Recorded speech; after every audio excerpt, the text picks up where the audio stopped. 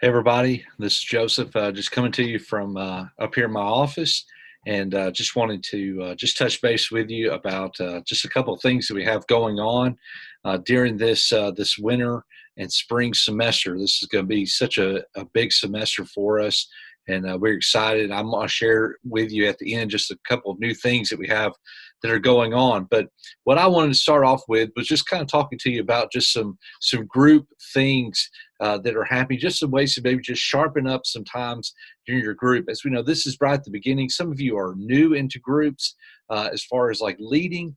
Some of you have some new people that are coming into your groups.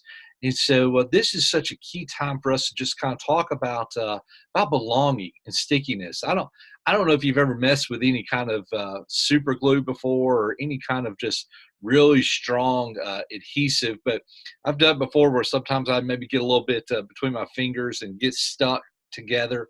And really, whenever we're thinking about people coming into our groups, that's what I want us to think about is how are they sticking, right? How are they not just coming in and experiencing the group for the one time, but really how are they beginning to stick with one another and stick into our groups?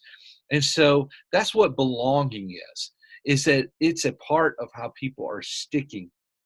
We've ran some numbers here recently, and we found something that's kind of interesting in that for the amount of people that we have in our church, 3, 4 thousand that are coming here on a Sunday mornings, that we had during this fall semester right around 1,900 people that attended a group at least once during this semester. 1,900 people. That sounds amazing.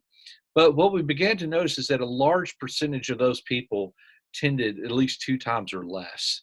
And what that means is that we've got to work as much as possible on getting people to stick within our groups. Stickiness relates to belonging.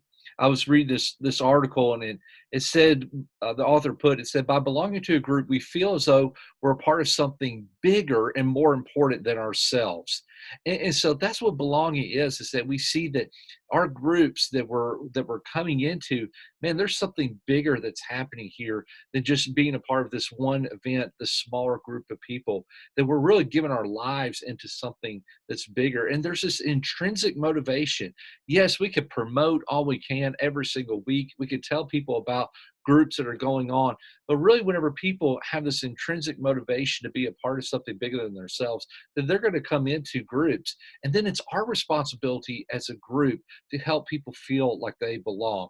So, how do we help people feel like they belong in our groups? Well, I'm going to just tell you, this is just the truth.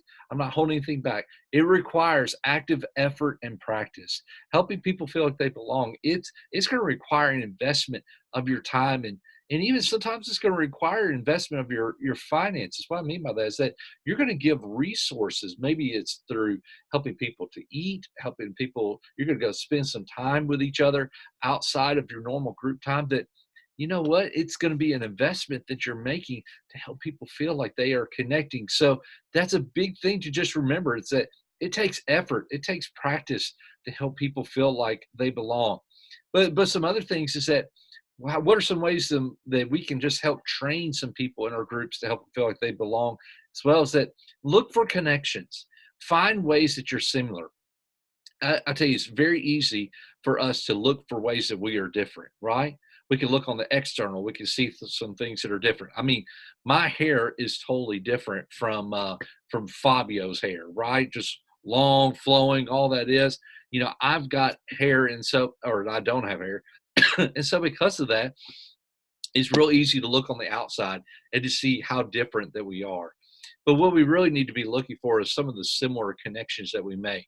So that's a part of the conversations that we're having, how we're getting to know each other, how we're getting to do these things. We did this thing this year in our Wednesday night groups called Timeline, of where we had everybody to write down about 3 to 5 different major life events. And then as a group, they took a poster board and they just started laying them out and taping them out all along the way of just the ways that they were connected, where these life events intersected. and we were able to see just kind of how our lives all just kind of came together. There were some people that they were getting married at similar times, or maybe they were getting experience salvation at the same time as another major life event was happening with others. So just to see that happens, that's a way that you're able to find that you're similar. Here's the other thing that I want you to consider about how to help people feel like they belong is you work on acceptance. And what I mean by that, there's a difference between acceptance and agreement. I'm not saying that we have to agree on every single little thing. People are going to have different experiences. They're going to have different things that they're going to make us unique. But we can come together by the grace of God, and we learn how to accept one another. And that is so key. And this comes through how we validate. We validate each other's experiences. We help them to see these experiences, though, as well through the eyes of Christ. So that's so key for us as we're just bringing in maybe new people into our groups, or maybe we're helping people to just learn about who we are as a group. We want to make them feel like they're accepted there within our groups. Here's the other thing that I want you to consider about doing is saying yes to opportunities to connect. And I'm gonna just once again, we're gonna be brutally honest, right? The context may not be desirable for you to connect, but the connections need to be desirable. What do I mean by that? You may be somebody that hates hiking, right? You may be somebody that hates Mexican food. I don't know many people like that, but you may hate some of these things. But if you have somebody that's in your group that you know what they love hiking and they invite you to come along and hike, right? Don't look at the context of where it's going to be and say, you know what, I can't stand hiking. Look at the connections that have the availability to be made, right? And find those ways that you can make those connections, right? That's what's so important for us. And so, you may hate doing some things, but the reality is that if somebody's inviting you into their life, find those ways that you can build connections. And then from there, you can say, you know what, I'm going to be honest. I don't like Mexican food. Is there a way that we can find a restaurant that we both like? But don't tear down the opportunity for that, for those connections to be made. Say yes to those opportunities to connect with somebody. It may take some time out of your schedule. It may be something that just happens at the last second. I'm telling you, that's a way that people are going to feel like they belong even more. And here's the last thing I want to just share about that. Help people to see the group as a place of refuge. Yes, our ultimate refuge is our refuge that we have in Christ. He is the one that we find our safety in. But also as well, help our groups to be a place where people can leave some of maybe the junk that they have in their life, some of the trials that they're going through, and they can come to their group time and they can find that to be a place where they really are able just to share what's happening in their life and to find godly counsel, right? Uh, I think that's what's key.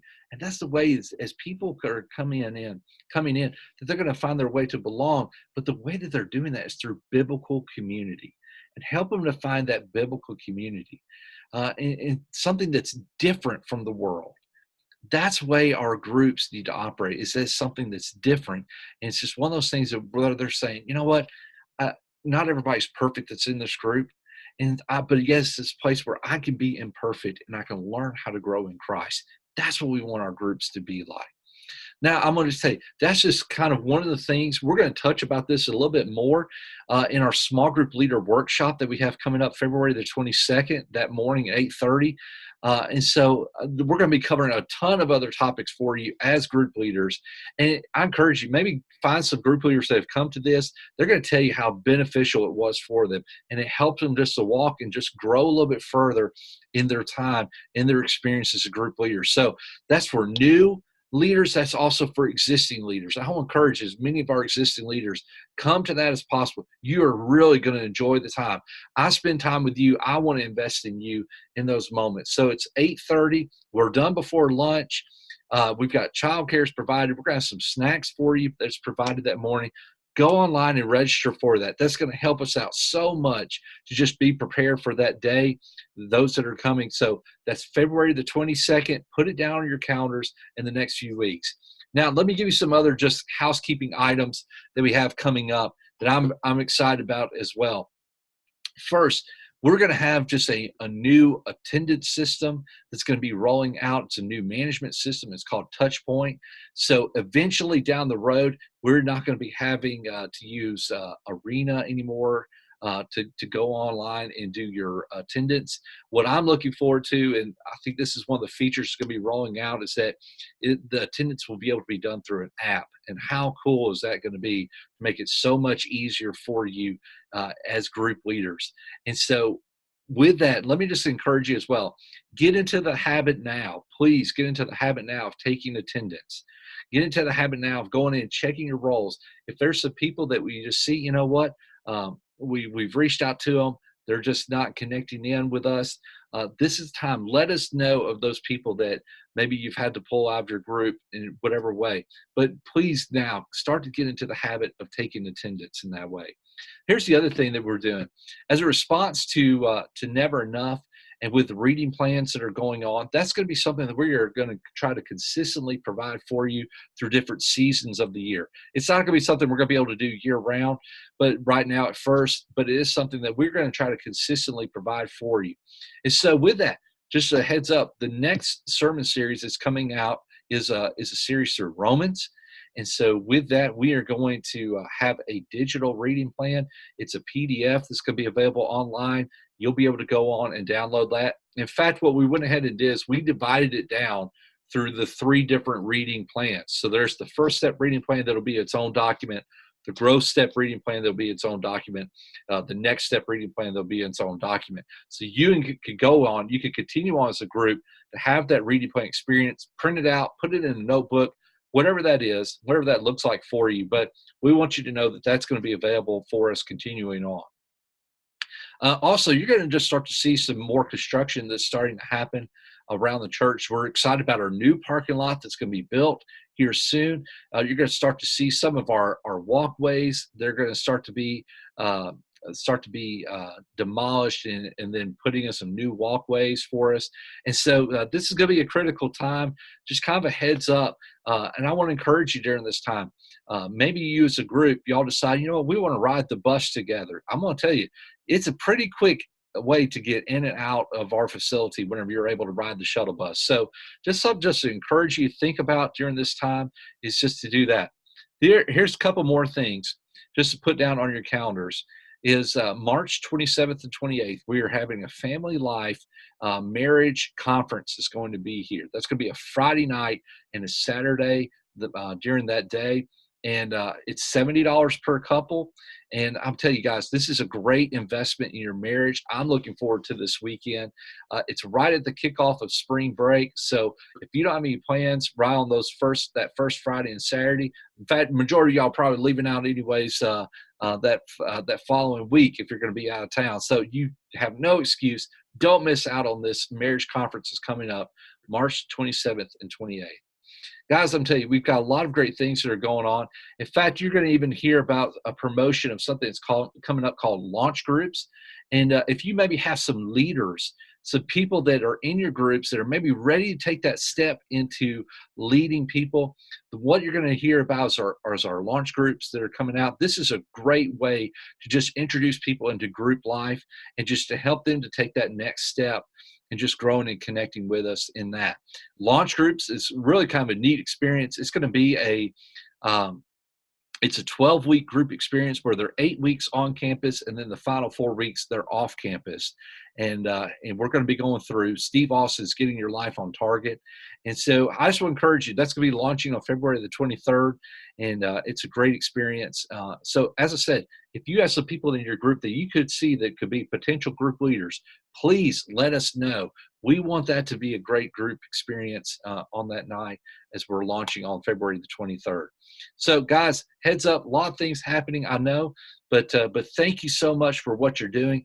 Let's continue to work on helping people to stick within our groups and helping to make sure that we are part of helping them to belong as much as possible.